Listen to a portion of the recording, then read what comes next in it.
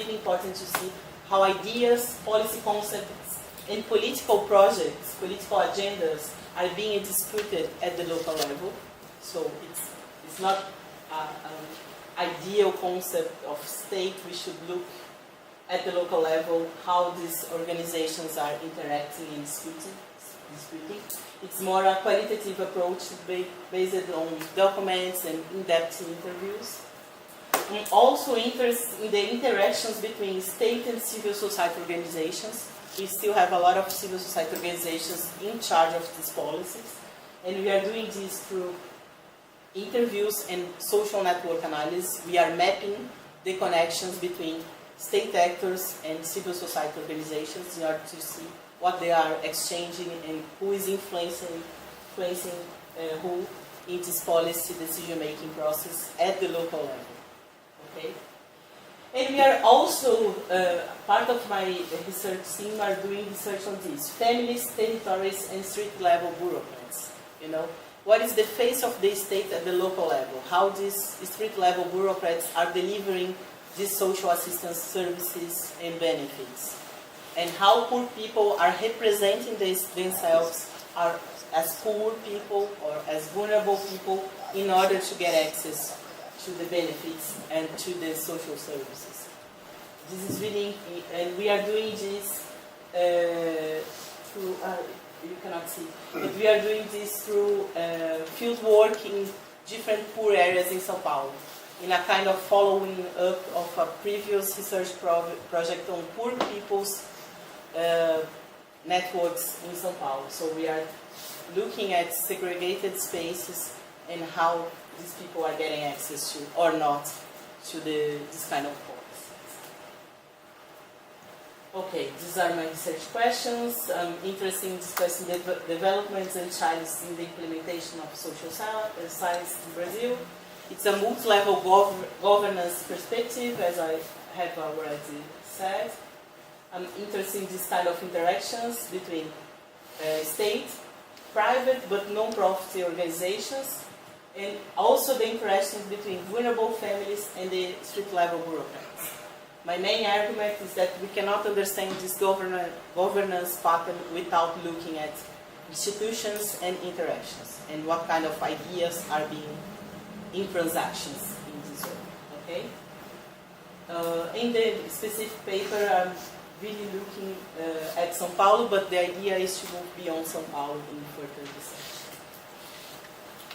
It's a mixed methods approach. I'm looking at quantitative data. We have lots of data in Brazil, both at the national level and at the neighborhood level, which is quite really interesting. We have budgetary data and data on the social condition of these people. So we can do a lot of things with good data. We are doing depth interviews, we are doing field works in vulnerable settlements in São Paulo. I can show you later the photographs of this place. And we are doing interviews with street-level bureaucrats and with some vulnerable families. We have done research before in order to see another layer of information. I have already said this. We are following the poor people's social networks research we have done before in 5 different settlements in São Paulo.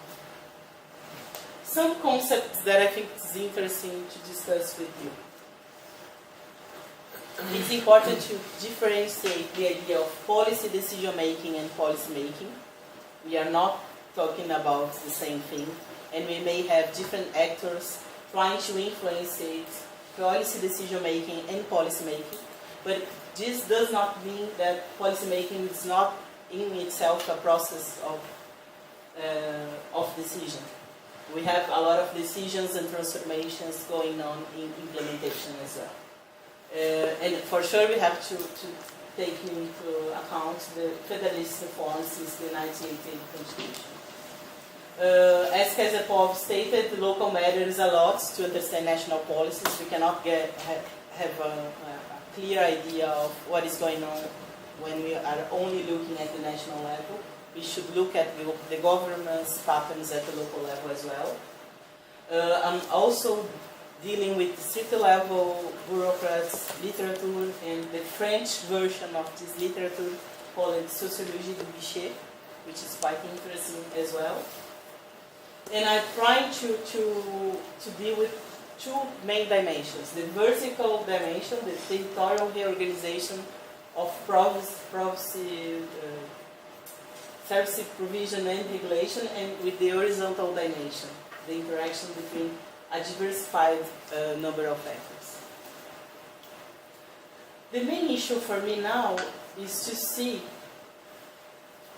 that the state itself, I'm dealing with the state capacities approach and also with the idea of organizational capacities.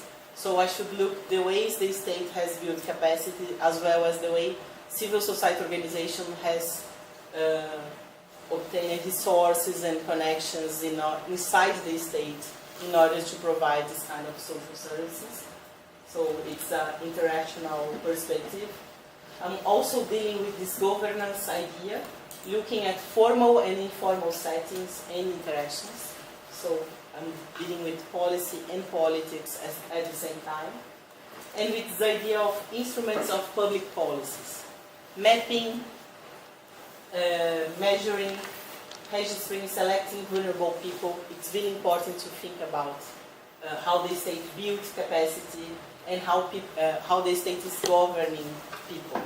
But it's not only a matter of how the state governs people, but how people, vulnerable people, may use the same instruments in a more, in a different way. So it's not just about governmentality in a Foucaultian sense. I think here it's clear. I really enjoy this kind of state fabric kind of argument.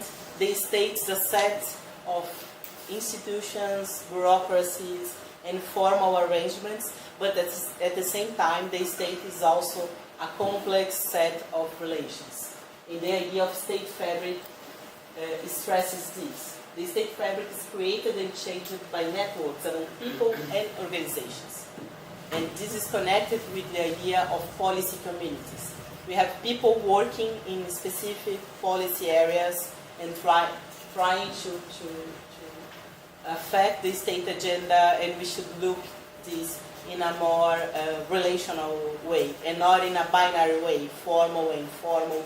State actors, like we have a really rigid boundary. We have permeability in these boundaries. And this is quite important in analytical terms, to see how this kind of mid-level structures conduct several resources and affect preference, restrict choices and strategies, and change political results. This is really important for me. I don't think we have the results are contingent. We cannot define them a priori. And I really enjoy this idea of public action. We are sometimes we from political science are always talking about public policy, but I really enjoy this provocation Patrick Legalé makes, that we are talking about public action. We are not only talking about state actors. We have really, if we have complex governance pattern as we have in the social assistance in Brazil, we should look beyond the state. And we should map what kind of actors are in fact interacting in trying to influence different kinds of policies, urban policies, social policies. Okay, so when I'm talking about governance, I'm talking about sets of state and non-state actors interconnected by formal and informal ties, again a relational perspective, operating within the policy-making process and embedded in specific institutional settings. So I'm talking about institutions, but I'm also talking about interactions. Okay? And the main point in the instruments idea is to go beyond the technocratic view of policy instruments. We have technocratical instruments that they carry ideas, policy visions, they carry disputes, and they may be used by different social groups. Okay? And going back to Scott's concept, legibility is really important to think about statecraft and state capacity building. But we should go beyond Scott's concept of legibility. I can go back to this point. Okay. I don't have time to go through all this concept, but we have a really important debate in Latin America on social vulnerability and how we should define social vulnerability and how we can deal with new demographic trends and new family arrangements. We have been through a really important process of changing in this area. I have already talked about this. Okay, so... But what about poverty and vulnerability in São Paulo? São Paulo is a very unequal metropolis with high levels of spatial segregation, resilient patterns of social segregation of social groups. And it doesn't matter if we are talking about social groups defined by income, occupational classes, or racial indicators. We have a really segregated city. Richer people live in the downtown area. It's the opposite of the classic radial concentric model from the Chicago School. We have richer groups living in the downtown area, and the more you go away from the downtown area, the poorer you will find the people. We have macro level segregation as well as micro level segregation. We have different scales of segregation in São Paulo. And there is no complete association between spatial segregation and relational segregation. We can have ties that go beyond this space. This is why it's complex and interesting to analyze segregation and public policy access in São Paulo. It's not very clear here, but this is the São Paulo Metropolitan region. Here we have the high-level professionals. They are concentrated in downtown area, and over there it's a richer municipality. And when we look at skilled manual work, it's almost like the opposite way, you know. They are concentrated in the peripheral areas. And this is very resilient. It's permanent during decades. It's not, it hasn't changed a lot. Okay. This is São Paulo, the São Paulo municipality. And here we have the families living with below the poverty line in 2010. As you can see, they are really concentrated in the extreme parts of the city, in what we call peripheries. But in São Paulo, it's important to stress, we are talking about peripheries in plural. They are not all the same. We have different living conditions in different areas. You know, this is really important for the Center for Metropolitan Studies agenda. So we have poor people living in peripheries, and when you look at the vulnerability index that mixes income, schooling, and family composition indicators, it's more or less the same. You know, we have more vulnerable people in the peripheries. And it's interesting to see that the Bolsa Família Program, it's really well targeted in the peripheral area, but it doesn't explain everything. We still have a lot of problems. We are only seeing in this map that poor people are getting access to Bolsa Família. But this is the average amount is quite low. It doesn't substitute the income that people can get from the labor market as well. So it's not a huge amount. It's around 106 reais per month. It's really, really low. Access to this kind of benefit has increased in São Paulo. We have an expansion of social assistance facilities in São Paulo. It's terrible to see this map, but they are very well distributed in this space. And why I am studying social assistance in São Paulo? We are talking about a rich municipality of 11 million people, but we still have 3% of the population living below the extreme poverty line, and 7.5% of the population are living in vulnerable areas. So it's a big deal. And we still have a policy highly dependent on private organization. We have at the same time state capacity building at the local level, and we have previous policymakers from São Paulo defining the national parameters of this policy. But after the national parameters set, São Paulo has moved backwards. So this is why I'm arguing that São Paulo is at the same time pioneer and a latecomer in these social policy areas. We have some policy initiative that started before in São Paulo, but after the national system is established, we move backwards. And this is related with local politics. This is why local level matters a lot. Okay? In São Paulo, we have expansion of social public unities. We have increasing social spending, but at the same time, 94% of the agents supplying social assistance are from civil society organizations. This is why we should look at the state and at this kind of organizations in order to understand what is going on. Okay? And we have political dynamics at the local level. Disputes around regulation, decision making, in formal and informal spaces. If we only look at the formal areas defined by these national systems, we cannot get the broad picture. We should look at the social assistance, municipal council, but we also have to look to the way the civil society organizations are relating and aggregating agendas among themselves and trying to push those agendas inside the state. Otherwise, we cannot understand what is going on. And we have a great diversity of civil society organizations. So we should go beyond the state as a black box and as a homogeneous category, and the same for civil society. We have a variation of civil society actors. Some are related to grassroots movements and to social movements from the 70s. Others are more like enterprise. So we have different kinds of civil society organizations with different views of how social policy should be provided at the local level.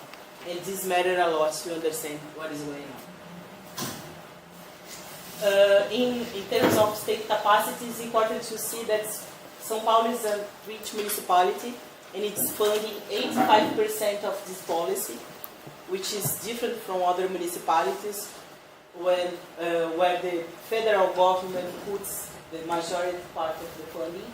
In São Paulo, where the municipality has ways of extracting resources to fund this policy. Okay, we have expansion of these basic facilities.